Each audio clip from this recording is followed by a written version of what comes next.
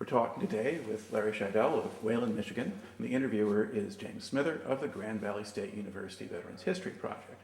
Okay, Larry, can you start us off by just telling us where and when you were born? Oh, yes. I was born in 1925, June the 7th. And where was that? In Loretto, Michigan, the Upper Peninsula. All right, now did you grow up there or did you move somewhere else? No, I don't know just how old I was when I moved, but my dad worked for the Henry Ford Company up in northern Michigan. He worked in one of the foundries where they made Model T car frames, and that's why I happened to be there. But no, I grew up in Alpine Township. Okay, so kind of outside of Grand Rapids then. Yeah, just north of Grand Rapids. All right, and then did your father continue working for Ford, or what was he doing while you were growing up? No, I suppose that the Depression, caused a big change in their life. But some of my memories of his work was sporadic. I remember in the wintertime, he was on call for the Grand Rapids Bus Company, and when it snowed, they had a crew that would ride the back of a sand truck, and they'd sand the hills so the buses could get up and down. I remember that he did that in the wintertime. But during the Depression, he was pretty destitute. Although one of his aunts married a guy who started the Grand Rapids Cabinet Company, or he was a partner in it. And he did work there for some time. Okay. Now Alpine Township, was that pretty rural country then? Was it mostly farms and things? It was rural, yeah.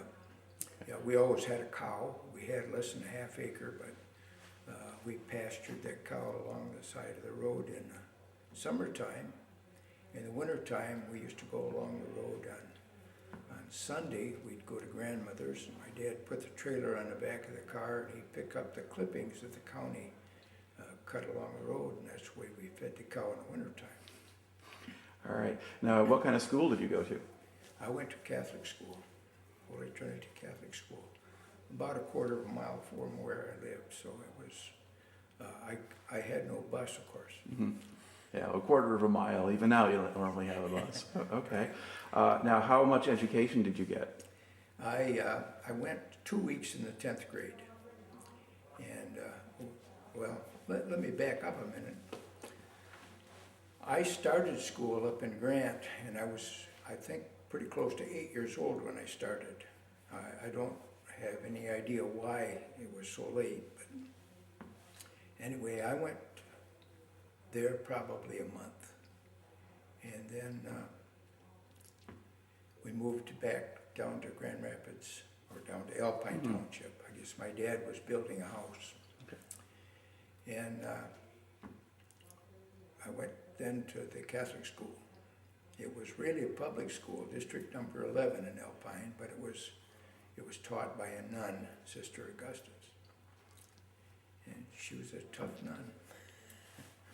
But she was a good educator. I learned a lot from her. But I was the oldest kid in most of the school. Matter of fact, since I was so old, they skipped the second grade and put me in the third grade. And bad mistake, because I failed the third grade, so I went back. But anyway, I started kind of late. Okay. But 10th grade, I went 2 weeks, and I said, I guess I don't like this. I'm going to get a job, which was kind of hectic too, because it was pretty tough to get a job, especially one I liked. Now, what year was that you left school? Well, let's see. It would probably have been 42 or 43. Okay, so the war had already started at that point. Oh, yes. Since yes. I guess by 10th grade, since you were a couple years behind age-wise, Yep. yeah, that's getting you into that mid-teens and the Yep. war years and so forth. Yeah. All right. Now, do you remember hearing about Pearl Harbor? Oh, sure. As a matter of fact, I remember we were, it was Sunday, And we were visiting friends off in the Greenville area. And my dad had a Model A Ford. And we pulled up to these friends' yards, and they happened to have a radio. And they come bouncing out of the house and said, "Gee whiz, did you hear about what happened to Hawaii?" You know, and they told about it. So that was my first knowledge of that. But it was kind of devastating. I was, what was I, 16? 16, yeah. Yeah, kind of devastating. But anyway, that's where I was in the car when I heard about it. All right. Now, when you heard about it, did you think maybe this was a war you were going to get into, or were you not thinking about that really yet? No, I was kind of enthusiastic about becoming a soldier. Yeah. Matter of fact, I think I picked up an army book somewhere, probably a World War I, but I was reading about what a soldier does and things like that. So yeah, I wasn't going to shy away from it. Mm-hmm.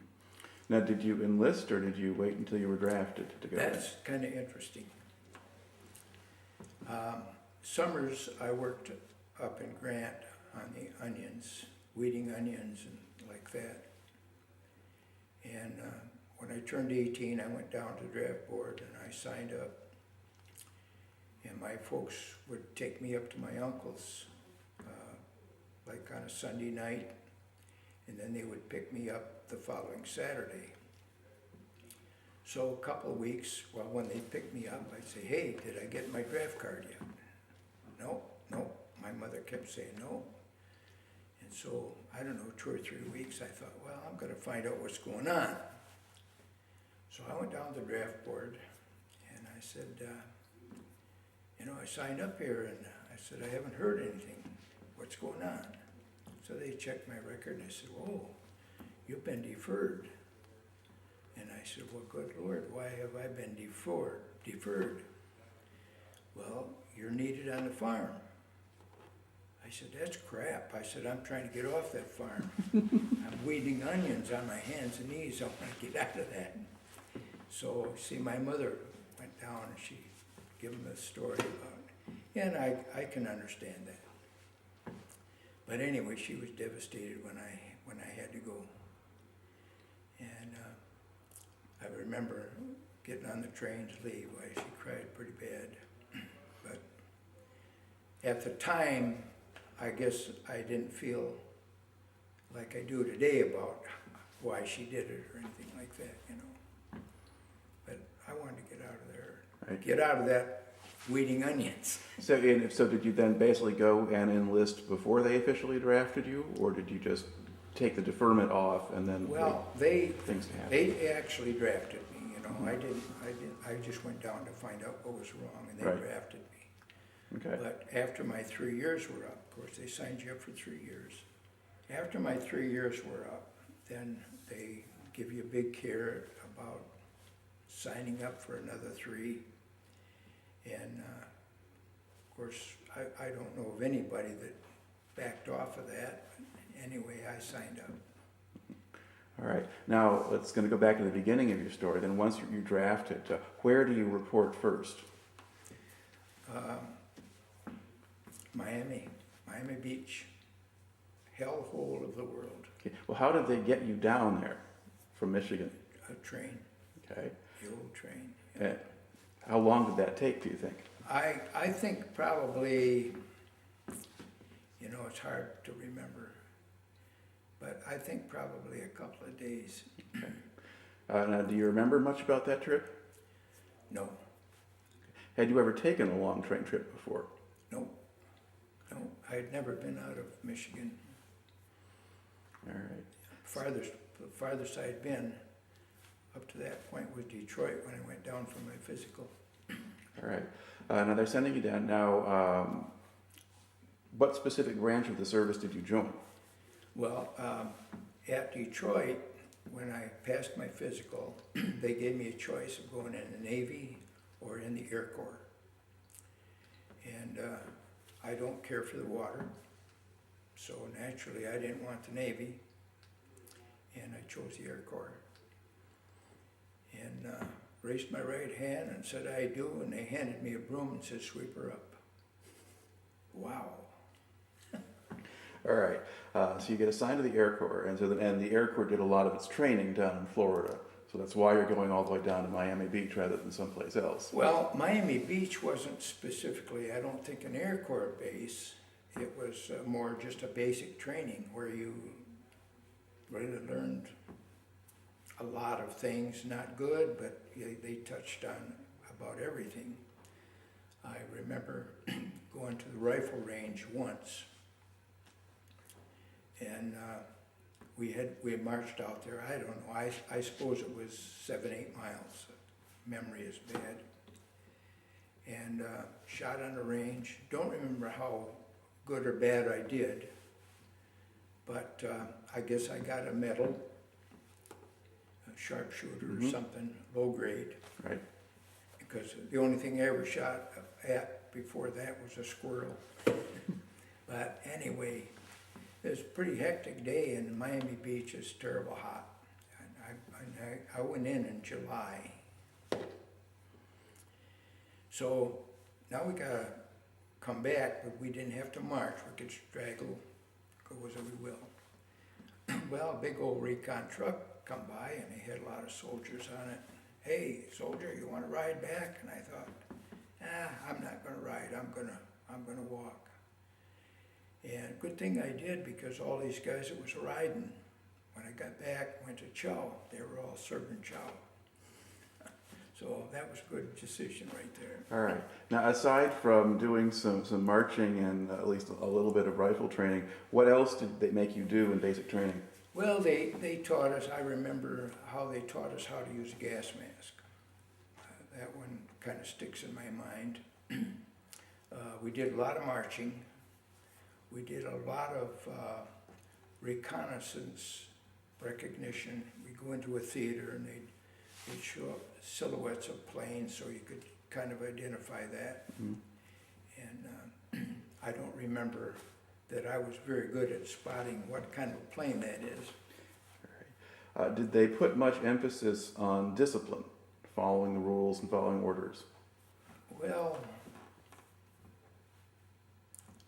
I guess they didn't put a lot of emphasis on it. However, they told us right up front what we had to do, and I wasn't the kind of a guy that wanted to break rules, so I kind of stuck pretty much to it. All right, so you got along pretty well as far as that went. Yep. All right. One thing, my name really is pronounced Scheidel. That's a German pronunciation. Mm-hmm. And I had a Southern drill sergeant, and he had that Southern drawl, and he could not say my name. He could not say that. He really murdered it. And he finally come up with Scheidel, and he could say that, and so that's kind of what stuck with me. Mm-hmm. All right. Now, about how long did that basic training last? About 3 months. Okay. I think about the end of October, when it was getting cool enough at night that they did give you a sheet, which sometimes wasn't enough. But anyway, graduated from basic. They put us on a troop train. I had no idea where we was going. And 3 days later, I got off in Sioux Falls, South Dakota. And I was freezing. Because Florida was so hot, and almost every day at about noon, it rained like hell for about 20 minutes. Settled the dust. A half hour later, the dust would be flying again. Anyway, Sioux Falls was where I landed, and then I learned I was going to go to radio school. I was destined to be a radio operator gunner on a B-17. So I started radio school. And how long did that last? I think probably 9 months to a year. Hard for me to remember. I tried to get my record from Department of Defense, but unfortunately my record burned up down in Missouri with lots of others. Right. But my wife saved all of my letters. So I'm in the process right now of retrieving my whereabouts Mm-hmm. and when Right. from that. Okay. Well, part of why I asked it was, did you actually successfully complete the radio school? Oh yes, I graduated from radio school. All right. Now, what did they really? Did you have to learn Morse code or things I like sure that? did. You had to do 13 words a minute. And I did achieve that. And they teach you kind of a lot of basic. I remember I was with a guy from Grand Rapids. In fact, I was with a couple of guys from Grand Rapids in that school. Joe Rosigno. He was very, very gullible, I guess I'd say. We had a woman instructor, and she had just told us about AC and DC current. And talked about a transformer, and he says, you know, transformers work with AC, alternating current. And they will not work with direct current. In other words, they won't work with a battery. And she explained how transformers either elevate voltage or lower voltage. So at the coffee break, Joe and I were discussing that, and he thought, boy, that's remarkable, I didn't know that. Well, I had known that even before she told me, because I dabbled with electronics before I ever went to service. And I said, well, she's kind of wrong, Joe. I said, it will work with a battery. And he was adamant. He had a lot of faith in her. I said, well, when we get back to class, would you grab those outputs and I'll hook a battery to it? He says, you'll bet. Well, of course, that first initial hookup puts a charge through that transformer, and Brittner knocked him down. But he learned a big lesson. He took her to task about not explaining that. All right. Now, you didn't wind up in the end. Well, let's talk a little bit more about what else you do with the school. You say you're training at that point to be radio operator and gunner. Now, did they give you any gunnery training at the same Not time? there, no. I met my wife there, by the way. I had a little band. I played steel guitar. And I had a little band, and we were gonna do a little show for Easter, some Easter do. And we needed a place to practice. I think there was about 3 of us. Well, one of my buddies, who wasn't a musician, but a good friend of mine, he says, well, hey, he says, my wife rents a room from a gal in Sioux Falls there. He says, why don't we go over there and use her room? I said, okay. So we went over there, and we got up in Johnny's wife's room. Her name was Betty. And it's kind of cramped. We're sitting in beds and like that. And so the lady of the house come up, and she said, why don't you guys come down and do your practice in the living room? Well, great. So we went down and we were practicing in the living room. And her daughter come home from school. Well, I was in a position where I had my guitar across my lap, and I had her daughter kind of pushed in a corner. She couldn't get out, but she was a good looker. And of course, you know, I was looking.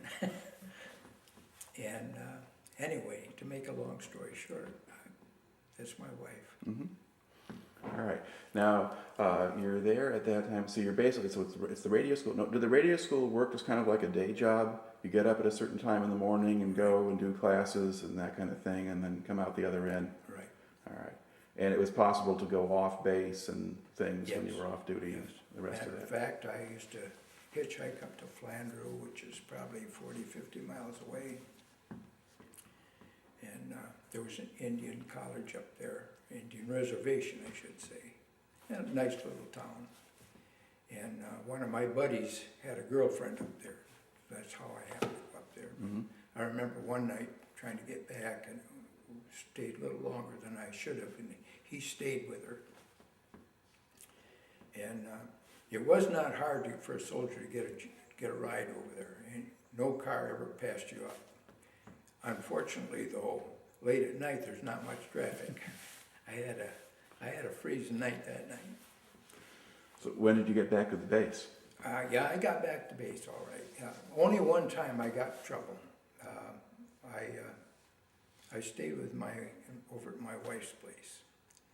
I went in for the weekend. Of course, we're out for the weekend, and I stayed over Monday, and of course I'm AWOL. And I think I was probably there 2 or 3 days. The MPs come down to knock on the door, know if I was there, and they lied, of course. Mm-hmm. But anyway, the following, I think it was a Sunday night, I thought, well, I gotta get back to base. But by God, they caught me. Major Bamer, he really chewed me out. Yeah, I don't remember his exact words, but he made a believer out of me. Did you get any kind of punishment for that? Or? All I got was, I got some KP out of it and restricted to the base for a week or something like that. Mm-hmm. But he was a good old guy. He understood, you know. Mm-hmm. All right, because they could recognize who wasn't really up to anything all that bad. Yeah. Yeah. Well, he understood what the problem was, you know. And, well, when the love bug hits, what do you do? Right. Okay. So you're there for a total of about 9 months. Where do you go next? Okay. Then they moved me to Marchfield, California, and I was gonna be now training to be a gunner on a B-17. And there's a ball turret, upper turret, a rear turret, front turret, and 2 side turrets. And I had 2 rides in a B-17. And then they put us through this pressure tester. You know, put you in a room and they evacuate. And you have a list of questions to answer. Well, I had a little problem with a sear. And I put that down. So they sent me over to the flight surgeon and checked me out. He said, well, I'm gonna have to ground you, you can't fly. You got a scarred eardrum. So that was kind of bad. I thought, God, that's bad. What'll I do now? I wasn't there very long, but then they sent me to Las Vegas, Nevada. And this is kind of a casual squadron. They put you there, they don't know what they're gonna do with you. I was there probably 3 months. How did you spend your time while you were there? Well, every morning you had to get up and go police the area for cigarette butts. I remember one occasion we had a Lieutenant Coffin. He was a 2nd lieutenant. And I'm out policing the area, and I had a suntan shirt on, and I had fatigue bottoms on, which says you're out of uniform. But the shirt was okay, and but it was faded or something, I don't know. But anyway, I used it for a work detail. So he come across the field there, and he see this, and he accosted me, and I threw him a salute, and he was all sweaty. His suit was all stained with sweat, you know. It wasn't stained, but I mean it was wet. Right. He looked worse than I did, in other words. And so he proceeded to give me hell about being out of uniform. So he said, you report to first sergeant when you're finished here. And no, he didn't do that. He said, I asked him if I could speak. You know, he kind of PO'd me. Yep. And I said, sir, if I was a lieutenant and I had a uniform on like you do, I wouldn't be accosting somebody who had a clean uniform on, something to that effect. Well, that was a dumb thing to do, report to the first sergeant. Well, that was the worst duty I ever had. The first sergeant says, take a bar of soap, bucket of water, wash all the windows in the orderly room. And when you get done, come back and report to me. Okay, so I did this. Did a meticulous job. Probably took 2 or 3 hours to do it. So I went back, reported, and he says, you all done? I said, got it all done. Did you do a good job? I said, you can't even see glass in it. So okay, get another bucket of water and do it again. And boy, that's devastating. Another experience I had there, I dabbled in hypnotism. And I had one guy that was really, he really could, I could just say, hey, do it, and it was done. And we kind of practiced putting his head on a chair and his heels on a chair, and I could sit on it. He was a tall, slim guy, similar to you. Of course, I didn't bounce or anything, but I could sit on it, among other things. And the local USO was always looking for acts. So we went down there, and we said, hey, we do a hypnotism act. Well, they really wanted to see that. So they advertised it, and the day come, and we come down, and we did our act, plus a few other things. There was a couple of soldiers right in the front row that kept heckling me about it. And it's kind of risky to do this, but I did. I said, well, would you guys like to come up and I'll hypnotize you? Oh, you can't do it. Well, they were very willing to come up. So I set them both in a chair that had arms on it. And I started talking to them about their arms getting lighter and lighter. And it's going to rise. Finally, they succeeded, both of them, see. That's the risky part. One is okay, but when you try two, and I had never tried two before. But anyway, got both of them. Got their arm up. I said, no, you can't put it down. Try. And boy, you could see pain on her face trying to put it down, and they couldn't do it. Made a believer out of them. Made a believer out of the audience, too. All right. So I guess you had a fair amount of time on your hands while you were there. Yeah, quite a bit. All right. Now, did they eventually then reassign you to a regular post? Yeah, they come by and said, okay, we got an opening in the motor pool or in the MPs. And I could see myself greasing cars and washing cars. And that's not my bailiwick, so I chose the MPs. And from there I went to Riverside, California. And I was really there to be assigned, I guess, but I did work,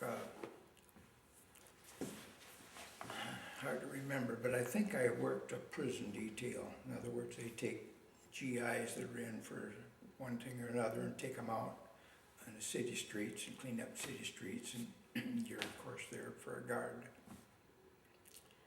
Okay. And did you stay there very long, or did you move on then? I wasn't in Riverside very long, but they moved me to San Francisco, up to the 4th Air Force Headquarters Unit. And that was a barracks. You know, I'd like a glass of water. Can we? Okay, we can pause here.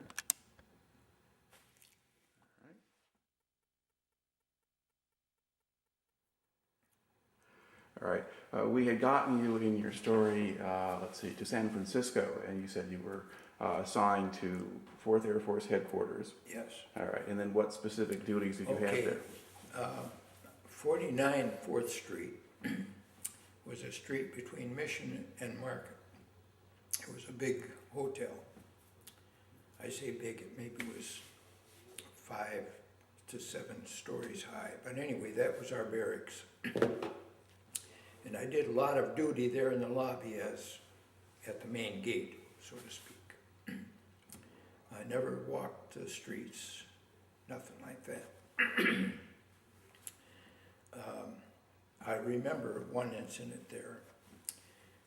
I was on duty with, I can't remember the guy's name, but he had malaria. was having an attack. And we got a call right in this same building on the corners where commercial enterprise, and one of them was a little bar. We got a call from that bar that there was a soldier in there that was disorderly, and they wanted him out.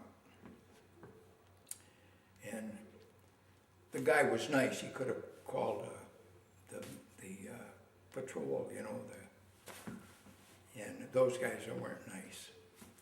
Anyway, I'm a little guy, and this my partner, he said, God, Larry, he said, I can't go do it. He was a bigger guy. He said, I got this problem. He said, I cannot do it. So I took my holster off, put it in a drawer. I didn't want him taking the gun away from me. And I went over there. And I stepped in, and the guy says, right here he is, get him out of here. Well, he had about a half a glass of beer. And I walked up, he was a sergeant. I said, Sergeant, drink your beer and then let's go. The bartender says, I want him out now. I said, if he paid for the beer, he's gonna drink it. I put me right on his side, see? So he sat there, no problems. He drank his beer and he walked out. We got back to the gate. And I said, well, you're going up, go to bed. Well, he says, you're gonna write me up? I said, I have no reason to write you up. I said, you did what you're supposed to do. So he went up, went to bed. Well, the next day, when I got up, they said, Captain Hudson wants to see you. He was our provost marshal. So I went up to see him, and he said, you bring this guy in last night? I said, yes, sir, I did. He said, where's the report? Well, I said, he didn't give me any cause to make a report. He said, you're the first guy that ever did that. Well, I said, I don't wonder, Captain. I said, the guys you got running the street, I said, they aggravate you. I said, I've been there. They'll come in, pick you up for some reason. Not me personally, but I've seen it, you know. Guy be unruly. And they'd say, what's your name? And you start to answer and they say, shut up. And they aggravate the hell right out of you. So I said, I'm a little guy, I can't do that. And what did the captain think of that response? Well, he thought that was admirable. That's the way the guys should be, you know. All right. Now, aside from kind of working the lobby of the hotel, did you have other duties there, or did other work? We had two buildings. We had that building, and then we had an office building, which was a telephone building. And very, very rarely did I pull guard duty there, guard duty or MP duty. But we had main gate on each one, but that was basically it. But you know, I was in San Francisco when the sailors tore up that town. VJ It was, I don't think Market Street had a glass window in it for miles that wasn't broken. All the whiskey, all the booze was gone. There were sailors on top of streetcars, well, not only sailors, but there was mostly sailors, because that's a sailor town, you know. Kissing women and drinking and just... So what did you do while all that was going on? I watched. I watched. My wife, I was married at the time too, my wife was there too. So when exactly did you get married? We got married the 20th of June in '45. Okay. So that's actually between VE Day and VJ Day at that point? Yep. Yeah, okay. Now, had she followed you to the other bases, or did you wait to get married and then she came out? Well, or? that's kind of interesting. After I moved to Frisco, I wanted her to come and get married. Now that was kind of stupid because she was only 15 years old, okay? But yeah, I had given her a ring. And anyway, she was putting me off. Yeah, that I got kind of bad about that. So I had some furlough time coming, and I thought, well, maybe if I see her, that'll do things. So I wrote her a letter, and I said, I'm going to get a furlough, and I'm coming home and get that ring. And which happened. Well, when I got to her place, her mother said, well, she's up to her grandma's for the summer. She used to go up to her grandmother's for the summer and work up there. So I grabbed a bus and went up there. The bus would drop you off, I'm going to say a quarter of a mile from where the farm was. And you had to walk up that gravel road. Well, she knew what time the bus was coming. So she'd come to meet me. Well, when we seen each other, a lot of things changed. Sparks flew again. Turns out that her grandma did not want her going with a soldier. And so she was trying to team her up with a local football guy, friend of hers. And that was the whole stall, see. Well, now it gets interesting. I'm there a couple of days. I'm ready to leave, go back. I'm coming into Michigan now. And she come up to wake me up the morning I'm going to leave. And she says, I want to go back with you. Well, I said, that's great. But I said, your grandma isn't going to like that at all. She says, I know it. So when we went down to breakfast, she told her grandma, and her grandma got irate. She says to her son, Joe, she said, Joe, you get them the hell out of this house right now. No breakfast, no nothing. Pushed us out, both of us. I'm sure that after she cooled off, she probably regretted that. But unfortunately, my wife never had any conversation with her before she died, after that. But that was kind of an experience, bad experience. Right. Now, was your wife, was she still just 15 at that point, or was she 16 by then? No, she had just turned 16. And was that old enough for her to get married on her own there, or? Well, not really. Her mother gave us a letter permitting me to take her across county lines. Mm-hmm. And when I took her back to Frisco with me, and she got a job in a dime store. We set the date, and my mother would not send any of my baptismal records or anything so I could get married in a church. She didn't want me to get married. So we went to Justice of Peace over in Oakland, California, and got married. And yeah, that was the 20th June. We've been married 65 years now. Now, were married personnel allowed to live off base, or did you only get to see her when you were off duty? No, I could move off base. Okay. I didn't move off base a lot because my duty was generally second shift. So I just stay there. But we had an apartment. Yeah. Okay. Now, what was it like to live in San Francisco at that point? How I would you loved describe that town. I really liked the architecture, and there was something going on all the time, night and day. The only bad part of Frisco in the wintertime is kind of rainy most of the time. All right. Now, tell me a little bit about those. Other side. You mentioned that VE Day and probably particularly VJ Day got pretty wild. Oh, terrible. Well, I don't know, you've probably seen some of the pictures in the press and things. Okay, but what they don't necessarily always do is talk about people doing things like breaking windows and so forth. Were basically people actually just going in and looting stores at that level of stuff? Well, they were breaking the windows basically to take booze mostly. There was, like I say, no booze. And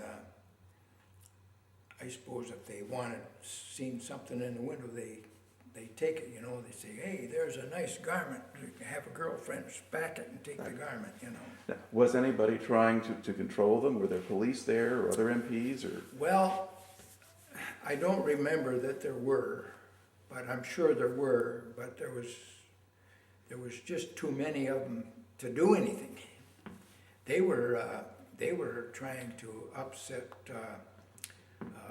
rail cars, you know, the street cars, and they were just a drunken mob.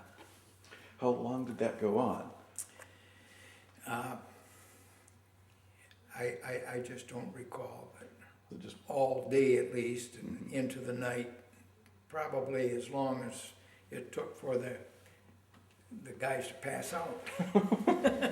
all right. Now, once the peace is signed and so forth with Japan, you're going to get to the end of the summer of '45. Now, was your own enlistment scheduled to expire yet, or? No, I had, from there I went back to Riverside. I believe it was Riverside. No, it's hard for me to remember whether it was Riverside or Marshfield. Okay, but another base in California, though. Yeah, another base in California. And I was assigned there and did basically guardhouse duty, you know.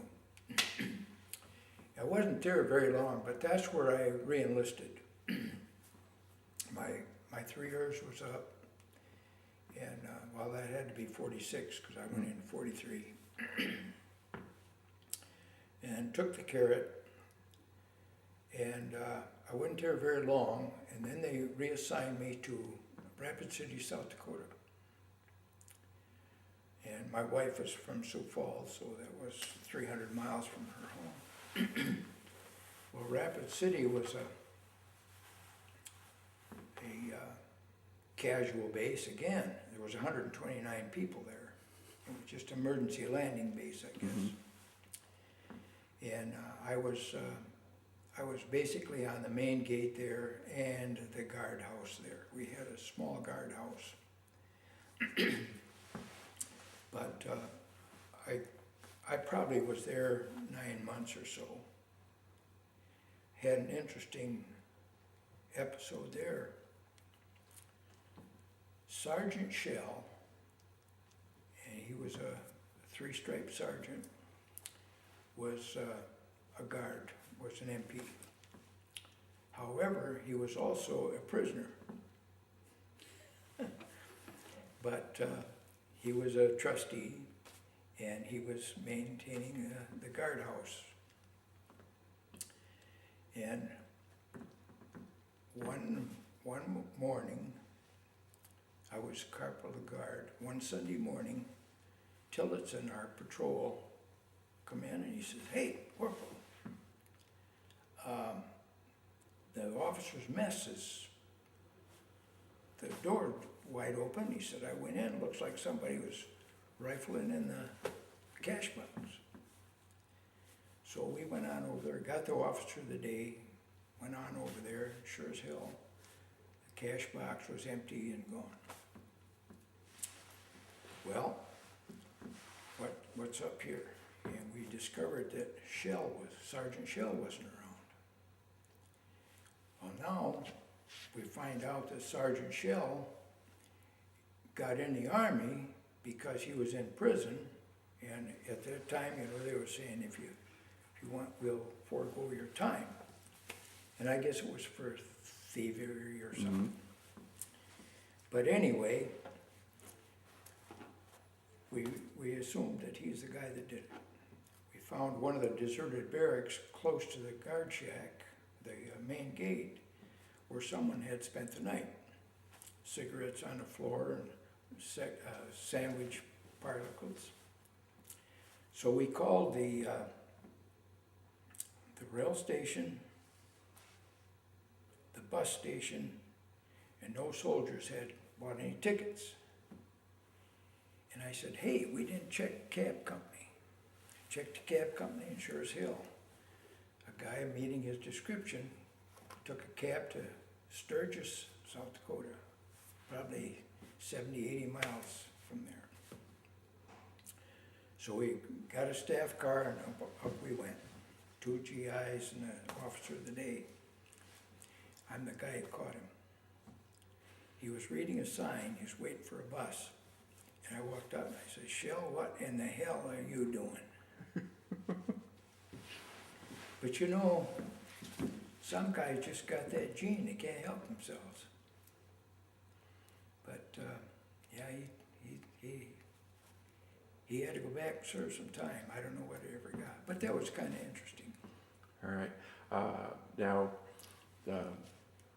did your wife take a job up there, or did she just live up there with you, or? No, my wife was with me all the time. She stayed with me in Frisco. She stayed with me in Sioux Falls, or in Rapid City. And then I got orders to ship to Roswell, New Mexico. And so I had a car, and there was another soldier going down there with me. So I took my wife to her home in Sioux Falls, and she stayed there, and we drove on down to Roswell. And well, I was there until January of '47. And then the Army wanted to get rid of some guys, you know, especially guys with dependents. I had a wife, and so they gave me another carrot to get out. So that's when I got out. All right. Now, when you were in Roswell, were you doing the same kind of thing that you'd been doing in the other places? Yes. Now, was that a different experience living there than the others, or what stands out in your mind about Roswell? Well, it's hot.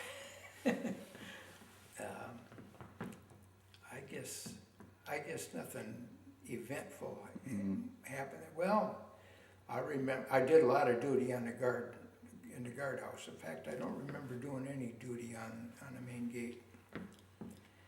A guy wanted to borrow my car one weekend or one Saturday to go see his girl.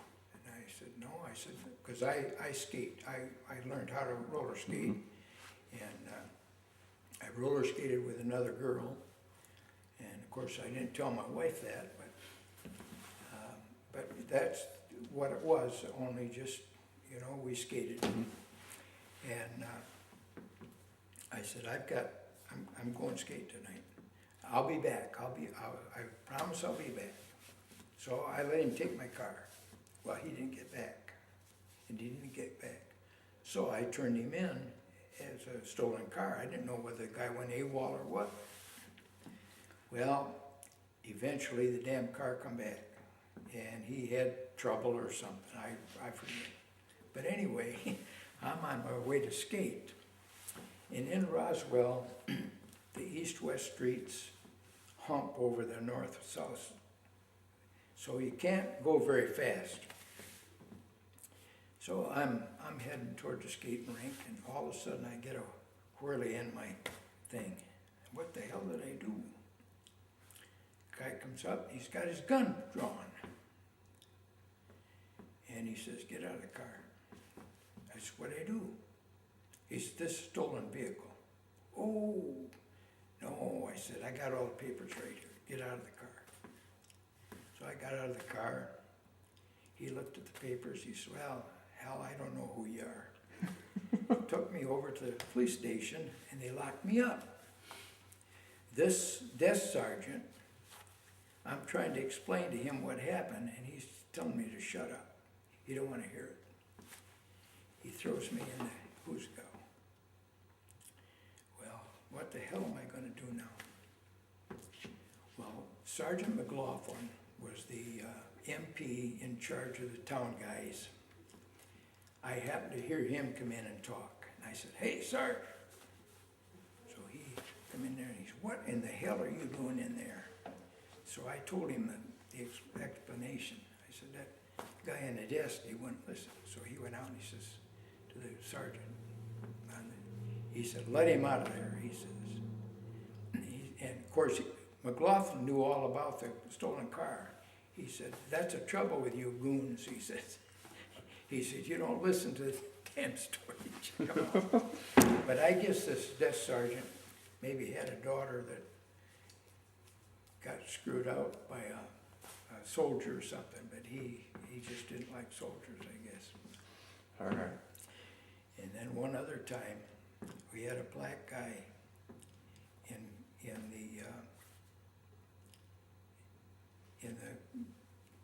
in our guardhouse, Mm-hmm. and he got released. I always kind of try to treat those guys decent, you know. But anyway, we had to go in town one time and pick up a deserter, and he was in this bar. Somebody said, "Oh, he's in this bar." So we went in to get him, and it happened to be all blacks in there, black and Hispanic, you know. So I said, "Hey," I said, you gotta go back to the base." Well, all of a sudden I'm facing with 4 or 5 guys that this ain't gonna happen. Just fortunate Rodriguez was there. What the hell was his name? It wasn't Rodriguez. I forget his name. Just so happened he was in there. Good thing I had treated him right, Mm-hmm. because he stood up. He says, "You go with the corporal." He says, "You guys cool it." He had some control there. He was a big guy. Mhm. But those are a couple of the incidences I remember from there. Now, did you have a lot of dealings with black or Hispanic soldiers? I mean, the Army was still pretty segregated at that point. No, we didn't. They had a barracks of their own. Mhm. They weren't intermingled like they were today. Right. Yeah. But you dealt with them because of the particular kind of job that you Right. had. There was Yeah. one guardhouse and they all go Yeah. there. They basically, I think, worked a motor pool. They were drivers and worked in a motor pool. All right. Now, once the Army decides that they've had you there long enough and you get discharged, what did you do after you got out? Oh man, that's a disaster.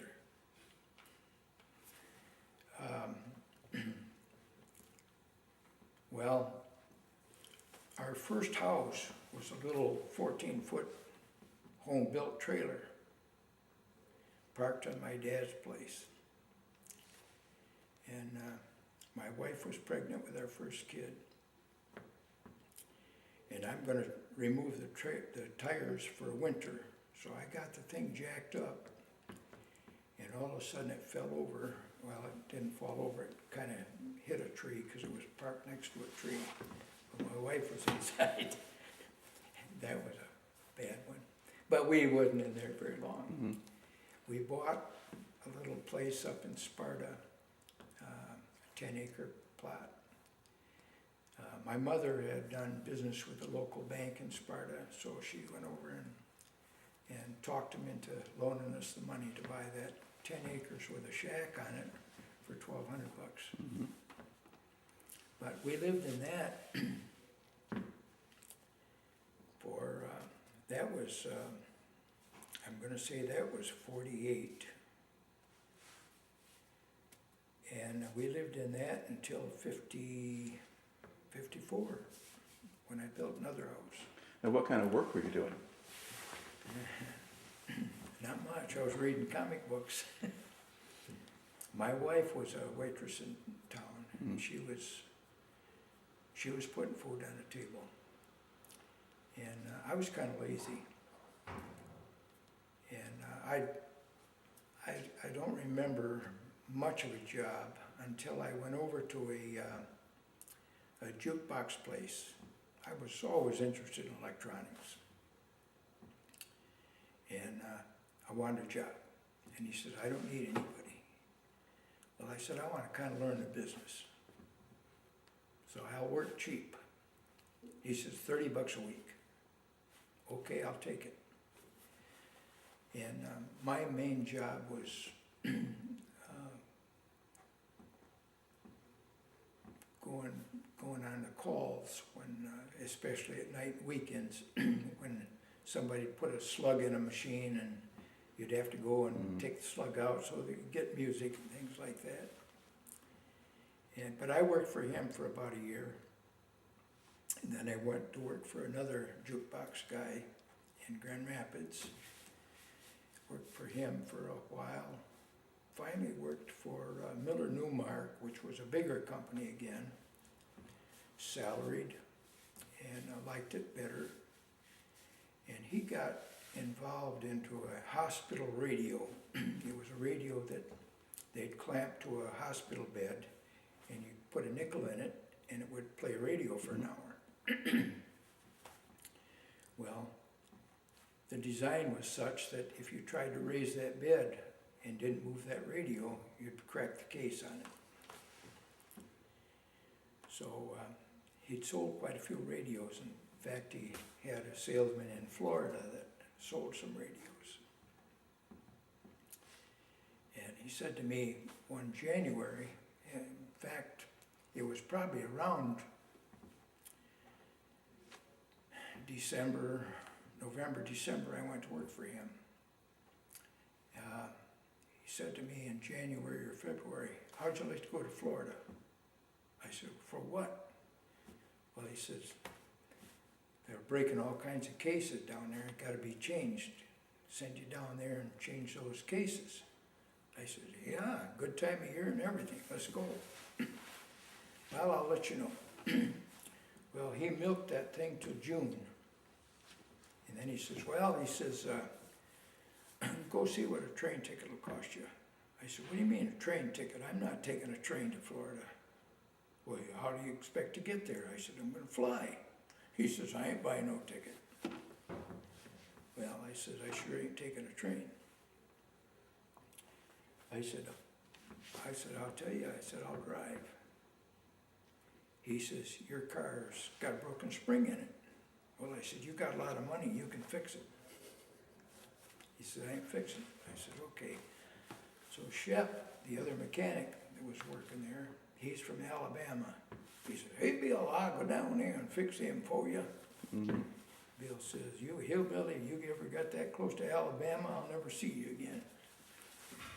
Well, long story short, he did fix my spring. I said, oh, by the way, I'm taking my wife. So I said, I gotta have money for her too. He says, just think of all the hell you can raise without your wife. I said, how big is my account allowance? And he says, take your wife. So my wife and I went down there. And the reason he put things off and then finally had to do something, they started a lawsuit on him.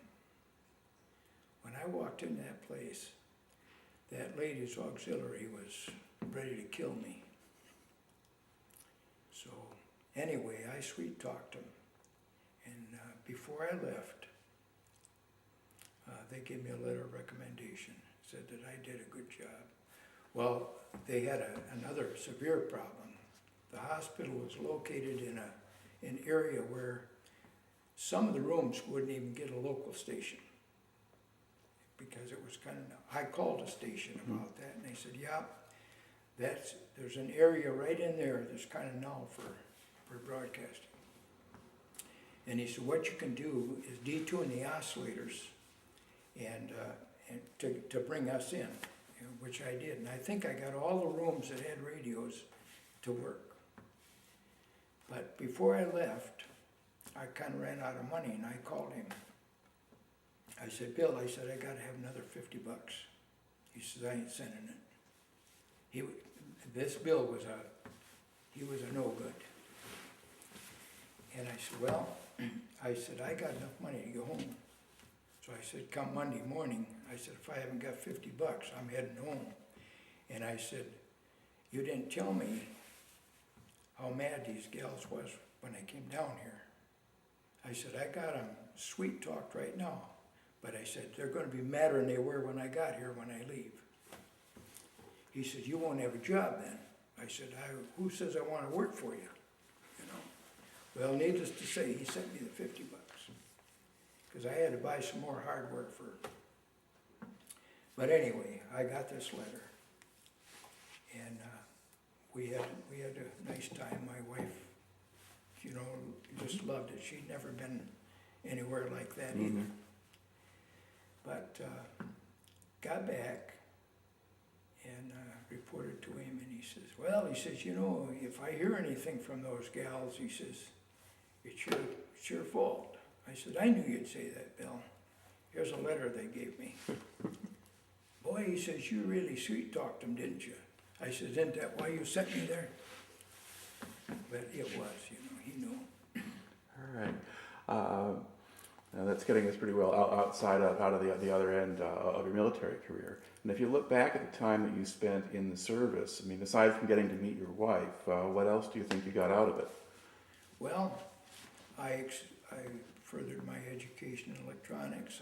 I got a mail order course for radio school. But, and that helped me too, because I left Bill. I was salaried, and he docked me a day that I took off, so I quit.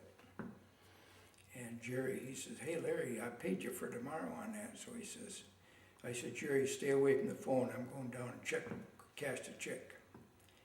And I went down to the Union Bank and cashed a check and walked across the street and got a job with Lear Siegler. And I worked there 35 years. Mm-hmm. I got a job.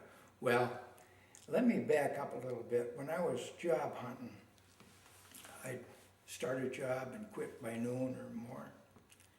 I started a job at Metalcraft buffing, and 10 o'clock I quit, and I stopped to my mother's, and she said, I thought you started a job today. I said, well, I did, but I quit. She says, you're going to be a damn bum. I said, I tell you what, I ain't going to be, Ma. I ain't going to be on a job I don't like. And I wound up on a very good job. All right. And that pretty much winds up the tape here, and I think that gets us to a pretty good conclusion point. So thank you very much for coming and talking to me today. Thank you. All right. And that'll do it.